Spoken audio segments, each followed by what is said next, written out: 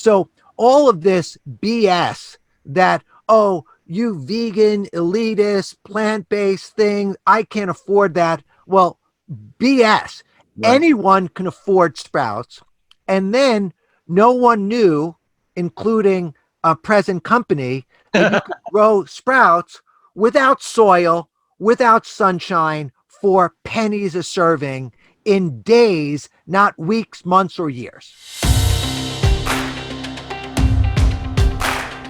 Season 3 of the Plant Strong podcast explores those Galileo moments where you seek to understand the real truth around your health and dare to see the world through a different lens. This season, we honor those courageous seekers who are paving the way for you and me. So grab your telescope, point it towards your future, and let's get plant strong together.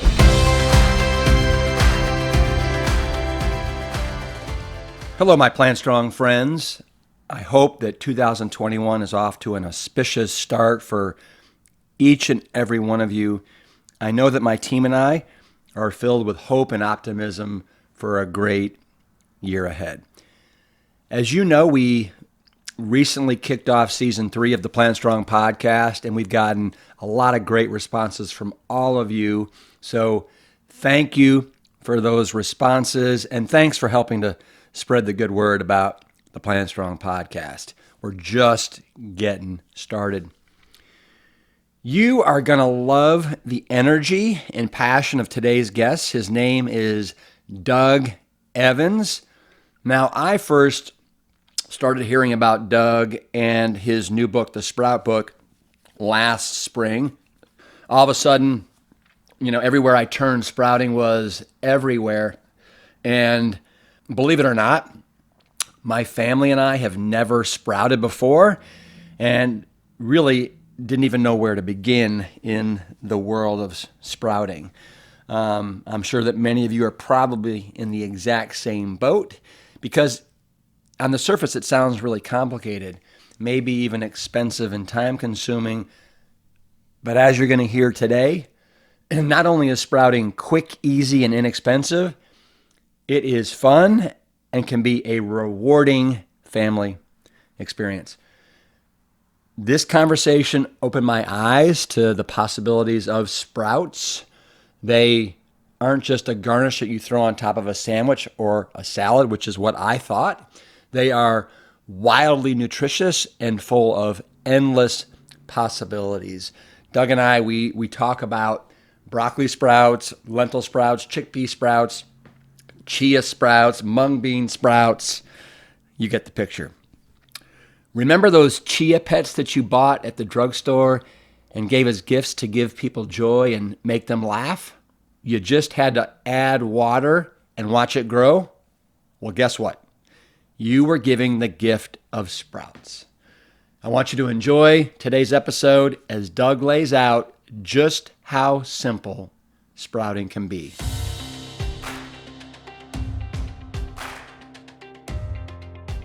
All right, Doug. All right. Awesome. Well, I've been waiting for this for a long time. So. I can't believe we've never met. Yeah, it's such a small world, but there's a lot of people and it's big. Yeah. All right, let's just jump right in. All right. All right. Well, I love your message. I love what you're about. I love your dad. I love that you call him Daddy. I think it's terrific. Well, it's. Thanks, Doug. So here we are. You're on the Plant Strong podcast. This is season 3 of the Plant Strong podcast, where we're really honoring those trailblazers who have looked through the telescope and they have seen the truth, and they're now paving the way to make kind of a better world for others. And I think you are doing that in spades right now with sprouts, right? Yeah. The seductive power of sprouts. And before I let you say a peep, I need to say at the onset that I don't know squat about sprouting, about sprouts. I cannot wait to dive into your book because, from everything that I've seen, the reviews from Dr. Ross to Jesse Itzler, to Joel Furman, who wrote the intro. This is the Bible when it comes to sprouting, and I feel like I'm missing out on a big swath of nutrition by not sprouting. And I got to say that at Thanksgiving, my sister-in-law brought all of her little jars, and she was sprouting. And then there's a member of my team who is just going bananas over sprouting. I was visiting this farm this last weekend outside of Cleveland, Ohio, called the Chef's Garden, and they were doing all these microgreens and sprouting. And I'm all of a sudden God, the universe is trying to share a message with me here. Yeah, wake up, Rip. Wake up. I know. Bing. So I need to wake up. I want you to wake me up to the power of sprouts. But before you do, I got to say, where in the world are you, and why can't I have a cool place like that? Well, the thing is, I'm in the middle of the Mojave Desert, and land here is very accessible, and you can be here. This is an amazing, I'm in a community with 100 square miles with 600 people who live in this community. So talk about being COVID friendly. Yeah, yeah. Right. It's you have no choice but to social distance, and anyone can be here. The whole thing is at one point, the world was scattered and we were in villages, and then the villages became commerce centers and people wanted more and more. And now they're stacked up on top of each other. And there's, when I worked in New York City, there was one building, that had literally 20,000 people per floor in the building. Come on. In one floor. So, you talk about the Empire State Building with 1.5 million square feet, right, of square footage. So look, I made a decision 3.5 years ago that I wanted to be in nature. I wanted to see sunrises, sunsets. I wanted to be away from the interstates so that I could see the stars and the galaxy, and kind of open up my consciousness so I could hear my own thoughts. And so, I bought some land, it had a house on it. It also had hot springs on it. So that was really cool. And then I put up a yurt from Burning Man. I don't know if you're a burner, but I put up my Burning Man yurt, and this is where I hang out. So I have a house, so I'm fully, equipped, and I love the yurt. The yurt is, I have no ground in the yurt. It is the only difference separating me from the earth is a piece of recycled LA billboard.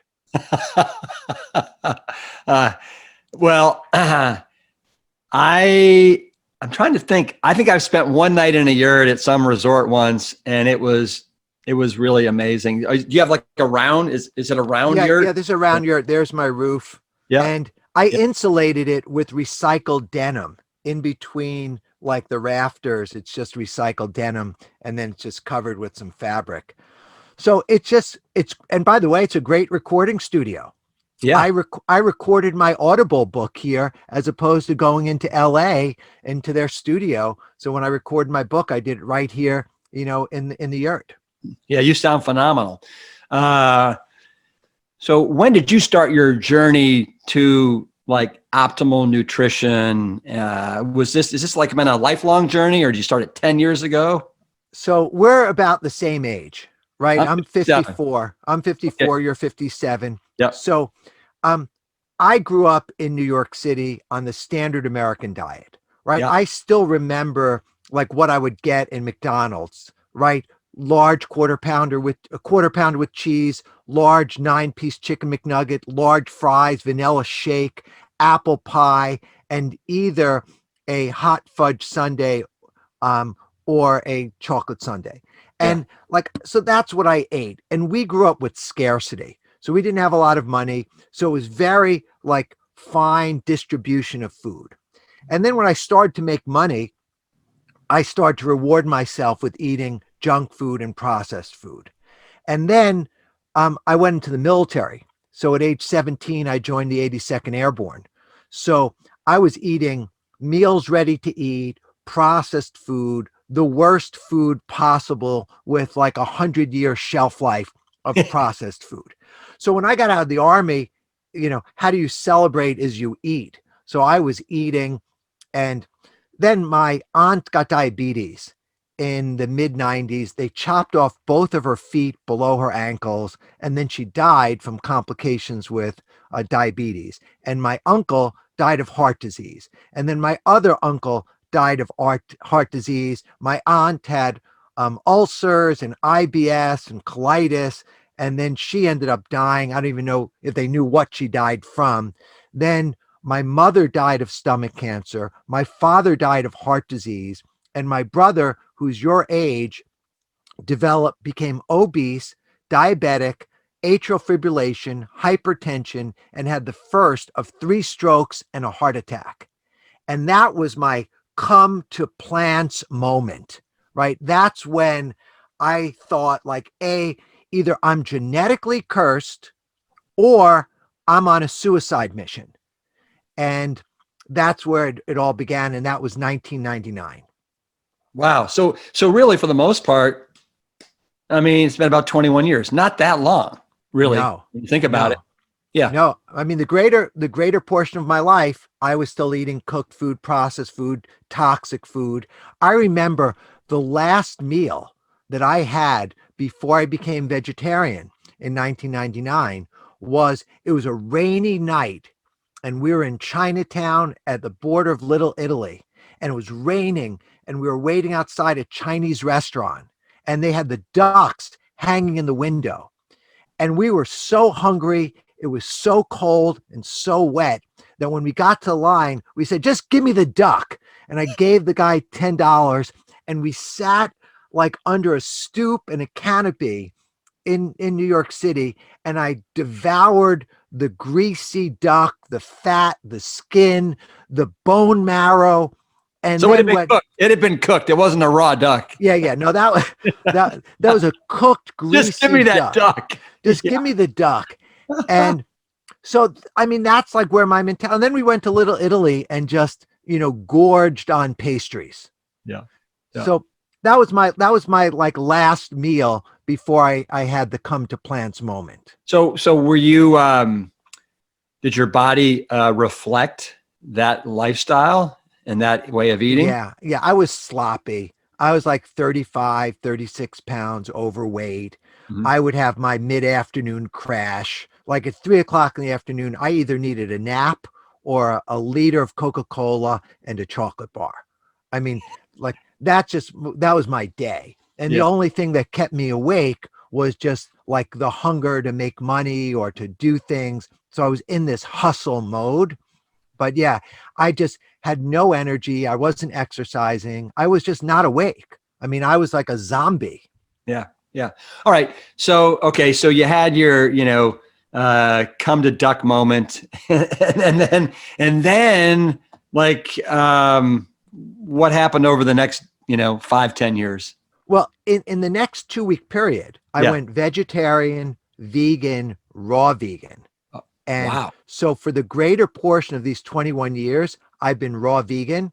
Right now, I'm 100% raw vegan now. I'm eating sprouts, I'm eating fruit, and I'm eating ferments and seaweeds. And that's like my diet today.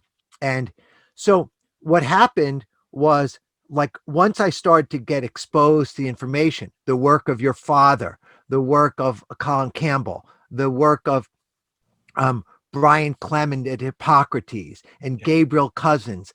And it just made so much sense to me that, everything exists in plants. Everyone, either should be an herbivore or is eating herbivores, right?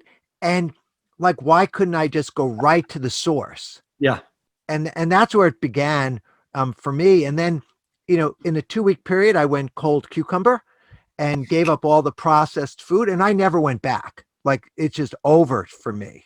Oh, so explain to me, because I don't know too many people that have that kind of a trajectory. Will they'll go from vegetarian to vegan to raw vegan in 2 weeks. I mean, what is that? Just your personality, or is it just you taking in all the information and then processing it and saying this is where I want to land?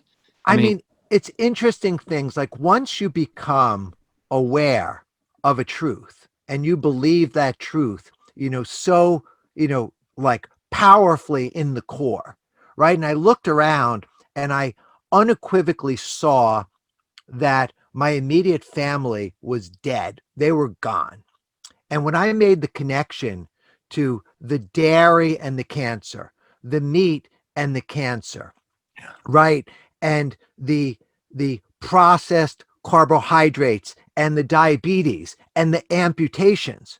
Like this was now I do it in this abundance consciousness of like Pollyanna having like an incredible time. Then it was really fearful. Like I became a level where it was almost post-traumatic stress that I looked at everything under a microscope and I said, is this, I mean, here was my criteria. Like I developed a set of rules, right? I came out of the military. I've been an entrepreneur. I set up rules and guidelines of how I was going to live. And I said, is this fresh? Is this ripe? Is this organic? Is this a fruit, vegetable, seed, nut, seaweed, or living cultured food, right? Is it one of those? And if it wasn't one of those, it just wasn't an option, just not an option. And I don't coach people like, I've been for the greater portion of my life, I've just been an operator, right? I've just been doing. Yeah. And then, I'll tell you how I came to write the book. But so this was all just about me. And it was almost, and we're both friends with Rich Roll, right? In 12 step, right? Just for today, right? I registered a domain still raw. And every day I would journal and like, was I still raw? Could I get through this day? And turns out, and I think we could do this for anybody, but was there enough exciting, interesting flavors, textures, nutrients that I could eat as much? Because I'm like very intense. Like I like to eat. I like the things. Was there enough food to fill me up and satisfy my dopamine and serotonin in the brain, and trigger those? Like, could I get enough pleasure and could I get enough calories to feel full and satiated? And turns out fruit is a no-brainer. Like fruit is just delicious. And then if in a pretty short time, if you can get away from processed food, right? Added fats, oils, and sugars, and you can get if you can get really hungry without eating that stuff, then someone offers you even raw kale, which is kind of pungent and bitter and, gnarly. If you're hungry, you'll eat that. Yeah. Right. So I think that was how it became. And now it's like that other stuff isn't even food. It would be like, do you want to eat this iPhone? Right. Like I wouldn't eat the iPhone. I'm not going to eat a pack of cigarettes. I'm not going to smoke a pack of cigarettes. That other stuff is not food for me. Yeah. Yeah. You are just so game on. I absolutely love it. Look at you drinking your water. I love it. Yeah. I mean, I'm not in a feeding window, for another 41 minutes. Right. So my feeding window is noon to 6 PM. So wow. So you haven't eaten yet today? No, not at all. Okay. All right. So is it fair to say you're doing intermittent fasting then? Is that what you call it? Yeah. People challenge these different things, but for me, I would say I love fasting. But if intermittent fasting is a good way to call it, right? Okay. I have a small feeding window from noon to 6 PM. Okay. Well, so you wrote the book, and it's called The Sprout Book. That's right. Right. Yeah. What is the subtitle? Do you know? Can you remember? How Tap into the power of the plant's most nutritious food. Right. That's right. Yes. No, and in subtitles, they just, blah, blah, blah. I've got 4 and I can't remember mine either. But But It's a good one. yeah, but it just came out in April, right? Yes. 2020. What a time for it to come out. Um, why did you decide that another book on sprouting was necessary? Well, I had been sprouting for 4 years before I became vegetarian, All right. right? I just got tuned into, wheatgrass and sunflower sprouts and mung bean sprouts and alfalfa sprouts. So I liked those as a garnish, right? It was just something I was like, okay, like I'll eat these. And then for 21 years, sprouts were always a part of my diet in the context of a garnish. Add them to something. And then when I moved to the Mojave Desert, I had the real time awakening that I was in a food desert, right? It wasn't like my New York, LA, San Francisco triangle where I had Whole Foods and Air One and vegan restaurants galore. There was nothing here that I could eat. Like we had a 7-Eleven, a Circle K, a McDonald's, a Taco Bell. There was nothing that I could eat unless I wanted to drive an hour and 15 minutes each way to go to a Whole Foods. And so it was really anticlimactic. And I was very much into the decommodification of not wearing brands, not buying processed food. And I really wanted like this essence of homesteading. And so then I was like, oh, I'll just eat sprouts. So I had some mason jars. I ordered some more mason jars. I ordered some sprouting seed. And my sprouting vocabulary was alfalfa sprouts, mung bean sprouts, and sunflower sprouts. Like that's all I knew. That's three more than I have. Right. Well, it's a low basis. But then when I went online, I saw broccoli and azuki and arugula. And I learned that you could sprout flax and chia and lentils and radish and hemp, Yeah. right? And all of these things. So, and the sprouting seeds were cheap. So I was like, okay, I'm just going to order all these different seeds. And so within the first month, I had in 1 cubic foot, right, size of a milk crate, I was growing 50% of my calories. I was growing in 1 cubic foot using some mason jars. And that was like, whoa. Like I spent $20 on $20 worth of seeds. I was getting this enormous amount of caloric nutrition, Yeah. proteins, amino acids, polyphenols, bioflavonoids, antioxidants, soluble, insoluble fiber. And I felt really good, right? It was my re-entree into raw food because you're in LA, you go to Crossroads and Gracias Madre and these great vegan delicious restaurants. But here because I was getting used to bland food, every seed that was sprouted had flavor, Mm. had texture. And then, we have access to Google and PubMed and the National Institute of Health. And I had a lot of time on my hands since, I was free. So I'm researching this, and every white paper, every study I was reading about sprouts was blowing my mind. It was no joke, blowing my mind. So that's where it really began, my obsession for sprouts and my transition from sprouts as a garnish to sprouts as a food. And so that started just so I can 4 years ago, 3 years ago. 3 years ago Yeah, when you moved out there. I moved Okay. out.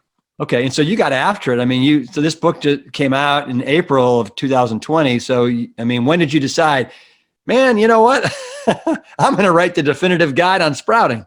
Yeah. So what happened is after the first month, like I was really hooked on sprouts. I was in. And then I made some calls, right? So as you can tell, I am not shy, right? So I reached out to, Dr. Oz. And I was like, what do you think about sprouts? He's like, oh, I love sprouts. I grow sprouts. I eat sprouts. Sprouts are great. Boom. I called, Joel Furman. Joel, what do you think of sprouts? Sprouts are great. They fit right into the Nutrarian diet. They're great, great, great. And then I got an intro from my friend to Dr. Josh Axe, and he was working on the keto book, right? And so I love everybody. Like, I'll talk to anybody, right? So I get on the phone with Dr. Axe, and loves sprouts, loves broccoli sprouts, loves sprouts. I was like, great. I then talked to, Dean Ornish, right? All over sprouts. And so each one of these guys, I was like, well, why aren't you writing a book on sprouts? Dr. Mark Hyman, right? Functional medicine guy. Here's these diametrically opposite views on keto, functional, plant-based, Dr. Khan, plant-based, and they all love sprouts. So I start to interview them, for my book. Before I had a book, right? I'm doing the interviews. And then I reached out to Lita Sheintaub, who developed the recipes for Oprah Winfrey's book and for Layla Ali's book. And I said, Lita, I want to write the sprout book. And one of the things is that not everyone is like me, where they just want to eat sprouts raw, unflavored. So I've got a challenge for you. I want to create 40 recipes that are all plant-based, that are all raw, and that 50% on average contain sprouts. And she's like, sounds like a great challenge. Let's do that. We cut a deal. She became my collaborator. And then I went to New York City. Yeah. I pitched one publisher, one of the largest publishers in the world. I brought raw sprouts. I brought some recipes. And literally my editor was eating sprouts out of the palm of my hand. And I'm watching like her brain, like going, really? Really? And so she's like, this is great. I'll get back to you. And I'm like, all right, like I just had the best meeting ever. Like, this is a done deal. And so then she went and looked, and I guess all the other books on sprouts were all self-published. Yeah. Were all pretty dated, and they were like how to grow sprouts and the benefit of sprouts. And I was taking a view that sprouts are food, sprouts are nutrition, like you could grow your own vitamins with it. And I looked at sprouts as medicine, like concentrated medicine for both acute and chronic illnesses. And I said, I'm going to get out there. I've got good support from the medical community, and we need to get this information out there because sprouts are low cost, right? Pennies a serving. And like, if you go to buy sprouts in your local health food store, you will spend $3, $4 for a pack of sprouts, about $1 to $1.25 an ounce, which is still affordable, right? But if you grow them on your own, it's like 20 or 30 cents. So all of this BS that, oh, you vegan, elitist, plant-based thing, I can't afford that. Well, BS. Right. Anyone can afford sprouts. And then no one knew, including a present company, that you could grow sprouts without soil, without sunshine, for pennies a serving in days, not weeks, months, or years. There's no shortage of new learnings for me this season, and it feels appropriate that today's episode on sprouting with Doug comes on the heels of my visit to the chef's garden with Bob and Lee a few weeks ago. Ever since I left, I have been devouring by the fistfuls a whole new assortment of leafy greens, including watercress, pea tendrils, baby chard, baby kale, all to my heart's content. Now, speaking of my heart's content, we at Plant Strong have an extra special Valentine's Day event planned just for you. Register today to join us for a 4-course culinary adventure extravaganza with a box of premium hand-picked produce from the chef's garden to be delivered straight to your door, along with a beautiful library of videos from Chef Jamie and myself showing you how to prepare this plant-fantastic meal every step of the way. And as a special perk for our podcast listeners, today I'm going to reveal our first course. Now, if you want to be surprised and keep it a mystery, skip ahead right now. I'll wait. Okay, are you ready? Our first course is, drum roll, a caramelized parsnip soup. Now, let me tell you, I can count on my hand the number of times that I've ever eaten a parsnip. Well, this dish blew my socks off. With just a few ingredients, these fresh-picked root vegetables that, to me, look like a neglected pale carrot were transformed into a creamy, mind-blowing first course. Now, every dish in this box brings the vegetables and their rich flavor profile to the center of the plate. Treat someone that you love to a special dinner, or treat yourself. We only have a few dozen boxes remaining. Visit plantstrong.com/garden today. So, all right, for people like me that have never sprouted, if I want to start, what's the best way for me to start? Do I start with getting is there a kit that I buy? Do I start with 5 different sprouts, a mung, a broccoli, a bean? I mean, I don't even know the terminology. Yeah. I mean, the easiest thing, let's just back up 1 second, Rick. Yeah, please. So all a sprout is just part of the evolution of a plant, right? Baby plant. So it's a baby plant. It's actually, everything begins with a seed, right? Yeah. So the biggest like trees in the world start with seeds, and seeds, fruit, vegetables, everything starts with a seed. In the course, and a seed, which, and I'm sure you know this, so pardon me for being pedestrian here, but a seed is a complete living organism in a dormant state. And seeds want to germinate and reproduce themselves. So if you think about like a sunflower seed, right? Very common, very familiar, little black seed, sometimes with a white line on it. That's a sunflower seed. If you were to plant that sunflower seed or soak it or put it on an unbleached paper towel or cheesecloth and just spray it with water, that baby will sprout, right? It'll just sprout. Like it wants to sprout. Like that's what it's designed in nature and the universe and evolution to do. Yep. That sunflower seed, if it goes into the ground, will grow into like a 6 foot, 7 foot tall sunflower that's so strong, so tuned into nature, to the sun, that it will turn from sunrise to sunset following the sun. And that one seed will produce 600 more seeds, all of which could be sprouted. So the abundance of plants and the intelligence of plants are incredible. So it turns out that every seed will sprout. And for the greater portion of nature, right, of our lives on the planet, there wasn't a shortage of land or water or resources, right? So people, if they had land and they had water, they would plant that one broccoli seed. Yeah. And in 100 days, they'd get, a whole head of broccoli that would weigh 3 or 4 pounds, right? And if you let that broccoli go further, it will then flower and create more seeds.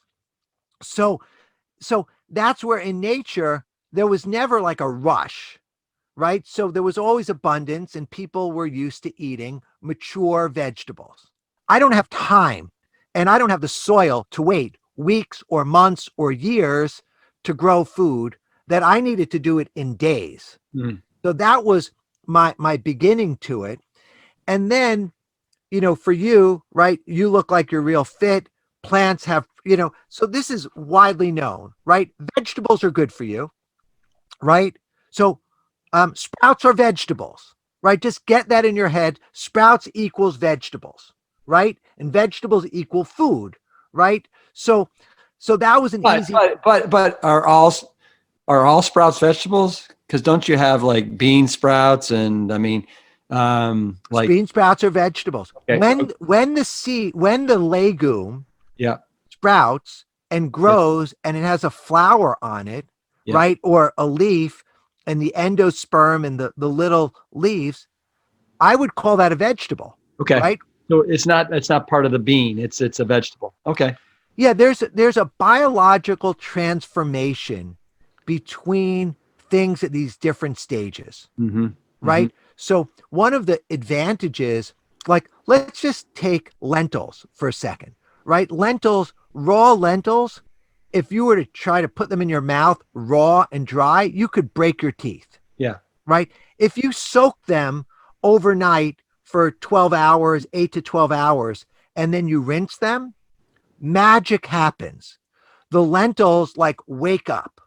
You double the antioxidant levels. Mm. You triple the vitamin C, and the lentil itself will take the water, take the oxygen, and start to grow fiber and release like leaves and sprouts, and all of a sudden start to form chlorophyll.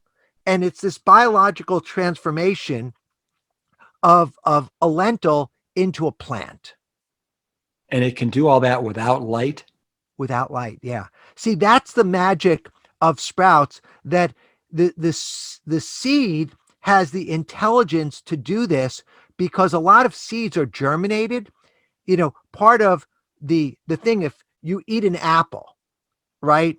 In developed Western countries, we eat the apple and it goes into the landfill, right? We throw out the core.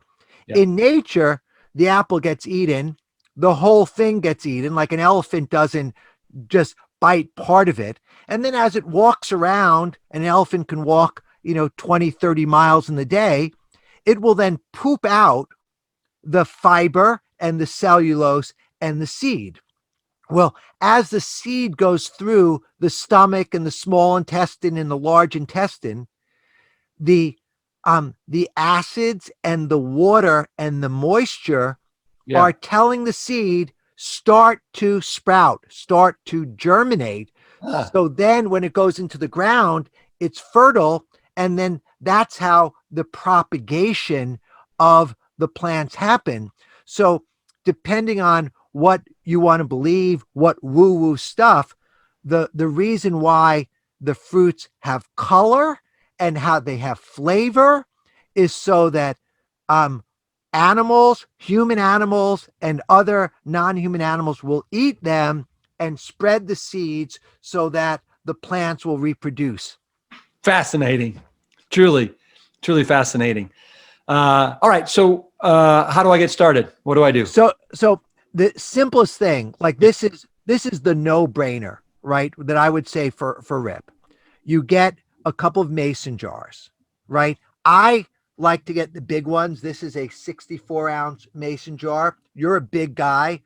I look at this, so you can get mason jars from any size. There's a chapter in my book which you'll love. It's called Junkyard Sprouting, where Yeah. I take basically anything that I have in the kitchen that would normally go into the landfill or into the recycle bin, and somehow convert that into a sprouting implement. But if you're like, you look like you're clear and you're serious, I would get a few mason jars, and I can send you the links, but basically 64-ounce mason jars. And then they sell these special lids Yep. that screw on, Yep. that are designed for sprouting, stainless steel screens that go on. They now make a rack that you could hold, but I use a stainless steel dish rack. And if you see my posts, I use a stainless steel dish rack so I can have many sprouting jars in one place, dripping over the sink. And then, oh, go ahead, Rick. So, I'm surprised. So you haven't partnered with a company that does everything, like sends out a kit of mason jars and seeds? I No. mean, at this stage, Yeah. my mission is I want everybody to be clued into sprouts, and I Yeah. want them to think about sprouts. There's probably 12 occasions to eat sprouts in the day. From breakfast, lunch, dinner, morning snack. Add to soup, salads, cereals, entrees, juice them, blend them. So I'm not partnering with anybody. I'm Yep. like here in the desert every day. I'm sharing the information and I'm running my little sprout lab, running tests to see, what I can learn. So, um, Okay. but I recommend different people, but not as an affiliate. I just recommend them because I bought their seeds and they seem to have high integrity. So Yeah. whether it's Sprout Man, out of Massachusetts, or it's Yeah. True Leaf Market out of Utah, the main thing that you want to do, and by the way, I would not stand on ceremony with this, but if you had a choice, Yeah. I would choose to buy organic sprouting seeds that have been tested for pathogens and tested for a high germination rate, Mm. right? That's what I recommend. But if you live, you know, in some suburb, in some food desert, and they don't have that, I would get any seeds that you could get and I would rinse them in hydrogen peroxide to remove any bacteria or stuff that may be left on them. And I cover this in my book pretty comprehensively. Um, but I'd rinse the seeds and I'd just start to sprout. And the way to sprout is you soak them overnight and then you rinse out the extra water. And then once or twice a day, you add more water and then you pour out the water and like you're going to see sprouts just sprouting in front of your eyes. And unlike other projects like growing a garden where it might take weeks or months and you have no Yeah. idea what's going on there, here you're going to get feedback every every 12 hours. You're going to look at these and they're going to go bigger, bigger, bigger, bigger, Like the chia pets. like the chia pets. And by the way, chia pets are edible. I would just buy a organic chia seed. But yeah, Yeah. chia pets are amazing. And you talk about chia is an extraordinary source of omega 3s, Mm-hmm. Mm-hmm. right? And when you sprout the chia seed, you get omega 3s and you get chlorophyll, right? And you get fiber, and they will multiply in size and volume 10 to 20 times in days. Let me ask you this. So I got my mason jars. Let's say I'm going to start with 5 of them. What are the 5 different seeds you recommend that I get to start with? Are there like, do you have Doug Evans' favorite 5? Yeah, I mean it's a good question. I think from the uh, sprouts as food, the Yeah. legumes are incredible. So you could get mung beans, you could get lentils, you could get peas. And peas are very versatile because if you let them grow into like a microgreen, right, they shoot up. They're very sweet, tender leaves. But if they're in the pea form and you eat them in 2 to 3 days, they're a great source of protein. Mm-hmm. So a lot of people that we know are using protein powders, Yep. right? Either hemp, whey, um, pea, and an alternative, in addition, is you could just soak a handful of lentils or peas or garbanzo beans, Yep. add them to water in 2 or 3 days, and 1 cup of garbanzo beans, Yep. depending on where you track the nutrition, is 24 to 36 grams of protein. You're getting a whole food plant based part. Yeah. So, and you get all the benefits of the amino acids, and one of the things that also happens when you soak a seed, right? You're removing the enzyme inhibitors. The Mm. enzyme inhibitors are designed to keep that seed intact until it deliberately wants to sprout. So when you soak the seed, you remove the enzyme inhibitors, you reduce the level of phytic acid, and you're unleashing and activating the life force that's within that seed.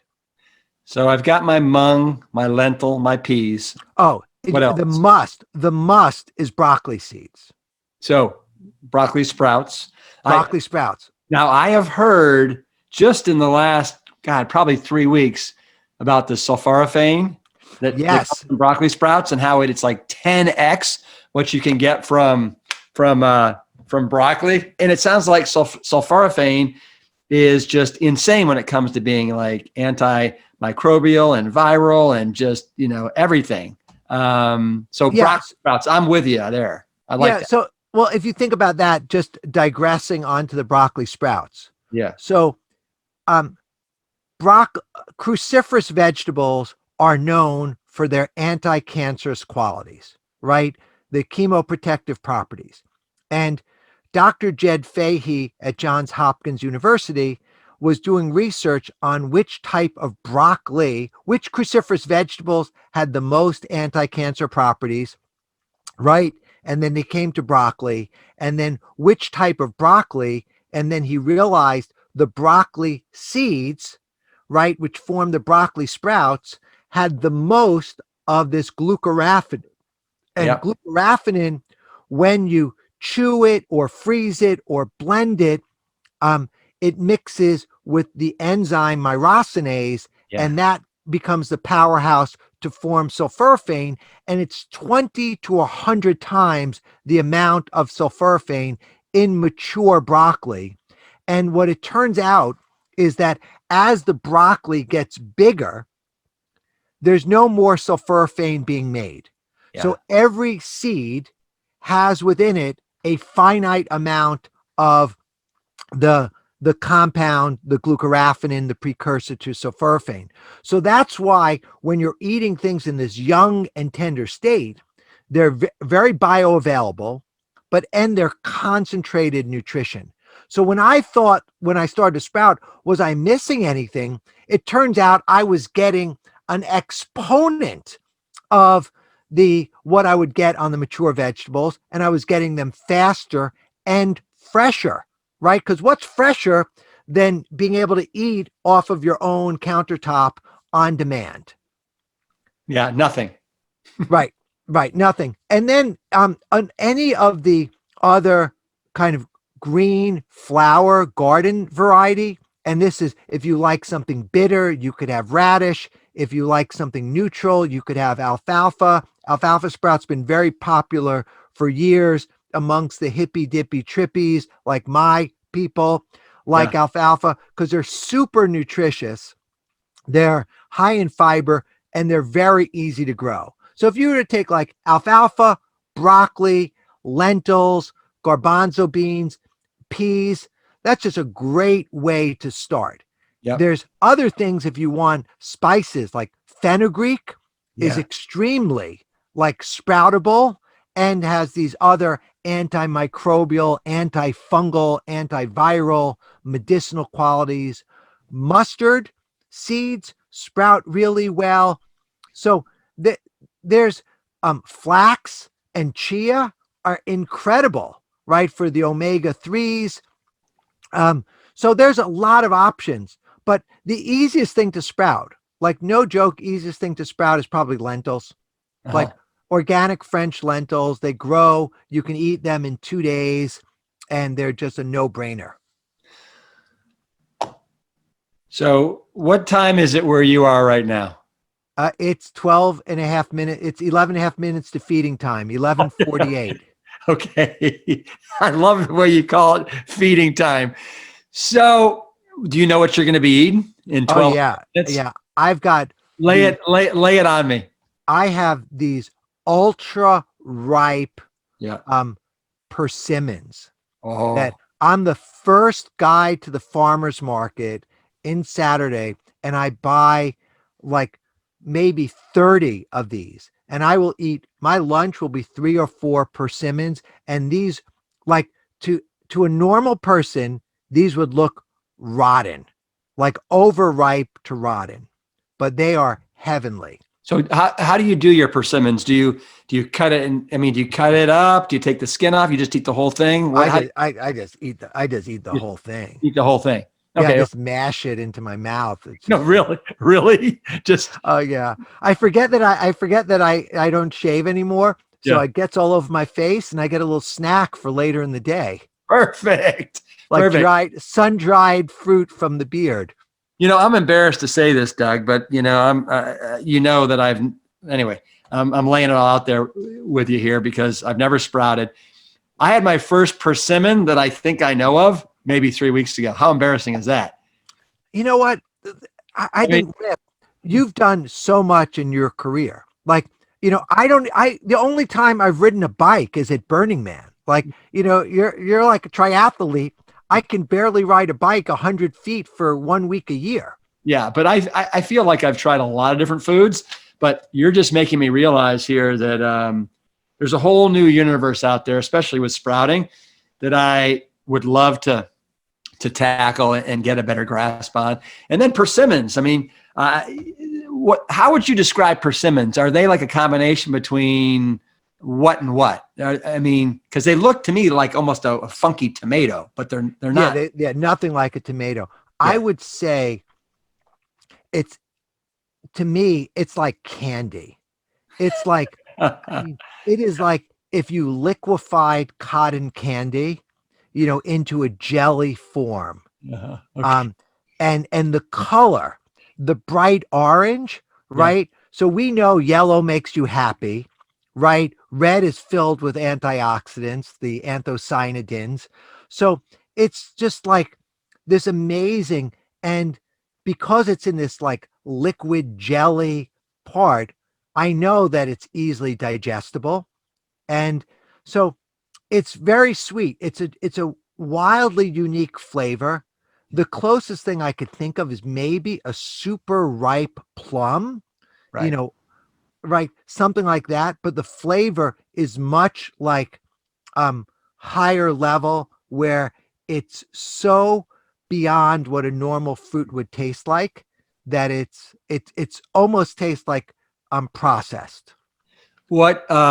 So what are you going to have? Anything else besides the 3 or 4 No, percent? that's what I'll have in like my 12 to 2 window. Then at around 2 or 3, if I can get a break, right, I'll go and I'll eat a pomelo or Yep. two, Yep. right? That's like a So melon, right? no, pomelo Those is are like big. a pomelo is like an oversized ancient grapefruit. Yeah. Okay. Yes. Yes. Yes. Yes. Okay. So I'll eat a pomelo and then a couple. You're all about the peas. Yeah, I like the peas. Well, the next one is another pea. The next one is I have pomegranates. Yeah. Yeah. So I have beautiful, lush, local, organic pomegranates, and I'm growing pomegranates here, but my pomegranates are nowhere near like this other organic farmer. So I support him. But I'll eat a whole pomegranate, and then Those are exciting to eat, aren't they? I oh find yeah, pomegranates, taking it apart, the little different sections, getting the seeds out, or do you just go like this again, I mean manhandle? I've got two techniques for eating a pomegranate. Yeah. Okay. So one technique is I cut off the top and then I follow the Yeah. membrane lines. I open it up and I eat all the seeds. Yeah. If I'm in meetings during the day, I'll take the pomegranate and I will slowly work on breaking down every arrow inside. And I'll just continue to mash it. So I'm like working out my forearms by just mashing it until the point that this thing is like a deflated beanbag, Yeah. right? It's just mush. And then I'll bite off a section with a little bit of my canine, and then I'll just squeeze all the pomegranate juice out of it. Wow. Wow. So, but it will take like at least an hour or two of kneading it and mushing it to get it to that level. I'm going to do that when I get home. I have 3 pomegranates at home, and my 6-year-old daughter. That's one of the things we love doing is peeling the pomegranate together. But I'm going to start doing that. I'll let her know we're squishing this thing into a bean bag. Yeah, see about that. And then it's just incredible, so you could do that. And then around 5 o'clock, I start eating copious amounts of sprouts. What's copious mean? Um, Probably anywhere between a pound and 2 pounds of sprouts. And you're going to do like what? How many different varieties of sprouts? It depends what I have growing. Yeah. So I used to be more methodical, but now I have a protein mix. So I have garbanzo beans, peas, lentils, and azuki. So it's a protein mix, Yeah. and it's in the jar. And we can do a live, and I'll take you into the kitchen where I'm running the lab, and you'll see the various things. But so I'll eat like a pound of those, and then I have either broccoli sprouts or French lentils, or the mung beans. And probably the best way of consuming soy, and I left this out, are Yeah. organic soy sprouts.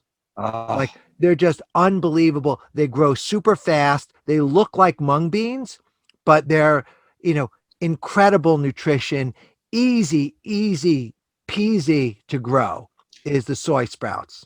so is your lab there in the yurt No, or no, the yurt, I have no food allowed in the yurt because okay? if you have food in the yurt, then you're getting nature. So we've got different structures across the hot springs, that I use for different purposes. So this is, for sleeping and for my office. Wow. All right. Um, what are you most excited about right now? I really want to be healthy, Mhm. right? And I want to be more patient, right? And part of the thing that helped get me where I am is kind of my, you know, um, sense of urgency. Do it now, do it now, do it now. And what I want to do is see if I can still have that level of intensity and focus, but also have a little bit more balance. Like now I'm excited to go to sleep, right? So most people set their alarm clock for what time they want to wake up in the morning. I Yeah. set my alarm clock what time I want to go to sleep at night. Nice, nice. And you never need an alarm clock to wake up in the morning, right? No, no. I mean, it gets bright here. The sun pours in. It's one of my favorite joys is seeing the Yeah. sunrise. So, yeah, I think if you go to sleep early, you get up early. It's just no question. And the screen, like just being aware of, how addictive the screen is and Mm, how, just being aware. So, really putting the phone in another room, you will extend your phone life by a third by just turning it off at night, right? Get a normal, simple alarm clock, turn off the phone. So I'm really like patting myself on the back, super proud that I no longer look at my phone when I get up in the middle of the night. Like I don't look at the phone. Like yep. I will sleep through the night. And, if I get up, like I'm like, oh, I'm awake, time to like go back in. And I like using my aura ring and I like the breathing. And so I'm using a combination of different things, but I like just sleeping and then being able to be fresh. Right. Mhm. And I was so looking forward to this podcast and supporting you and your work. And I feel great. So thank you for having me. Oh man, thank you for letting me have you. And where can people find you if they want to follow you? All things Doug Evans and all things sprouting. Yeah, so just at Doug Evans on Instagram is probably the platform that I produce the most content on. And Yep. also you can sign up for my soon to be released newsletter at thesproutbook.com. And the book is in print form, it's on Kindle, and it's in now on Audible. I checked it out on Amazon yesterday, and you've got so many wonderful reviews, so many great endorsements. The great forward by Joel Furman, and yeah, you've done a wonderful job with it. And again, I can't wait sink my teeth into it as well, as I learn all about sprouting, because it's something that, like, with COVID, our family, we literally started our first garden in our lives just because of COVID and all that, and the kids. And we just had a real hell of a time with the soil here and everything. And so I love the idea of sprouting and getting my kids into it. And the nutritional integrity of it, there's no reason not to like it. It's very seductive, isn't it? Oh, it's unbelievable. And by the way, specifically, and I know your background, and I want to thank you for your services, as a firefighter. Um, there's proven research that broccoli sprouts and sulforaphane detoxify benzene from the lungs. Mm. So for anyone who's had exposure to smoking, firsthand smoke, secondhand smoke, or even pollution in the city, that broccoli sprouts and sulforaphane detoxify the benzene from the lungs. Proven NIH, double-blind, peer-reviewed studies. So, that might be something when you get back to the firehouse, talk to those guys about, detoxifying and making sure that broccoli sprouts are part of the diet. And look, my mission really has been, since I opened up my first lemonade stand in New York City, called Organic Avenue, I wanted to share this message that produce and fruits and vegetables are good for you, they're accessible, and that even the very conservative U.S. dietary guidelines recommend 7 to 13 servings of fruits and vegetables every day. The average American is consuming less than one. Yeah. Right. So if you can add sprouts to the diet, then your world can change. I hope that today's episode with Doug planted a seed of interest for you to take on a new project, explore, experiment, have fun, and sprout a new hobby. To learn more about Doug and his book, visit our episode page at plantstrongpodcast.com. Next week, we go from sprouting to mushroom farming and the beautiful transformation story of the Barrett family farms with my friends, Rodney and Jennifer Barrett. Their truth seeking has led them down a brand new path, and we can't wait to share it with you. Thanks for listening. Thank you for listening to the Plant Strong podcast. You can support the show by taking a quick minute to subscribe, rate, and review at Apple Podcasts, Spotify, Amazon Music, or wherever you listen to your favorite shows. Sharing the show with your network is another great way to help us reach as many people as possible with the great news about plants. Thank you in advance for your support. It means everything to me. Have you had your own Galileo moment that you'd like to share? What happened when you stepped into the arena and shed the beliefs that you thought to be true? I'd love to hear about it. Visit plantstrongpodcast.com to submit your story and to learn more about today's guests and sponsors.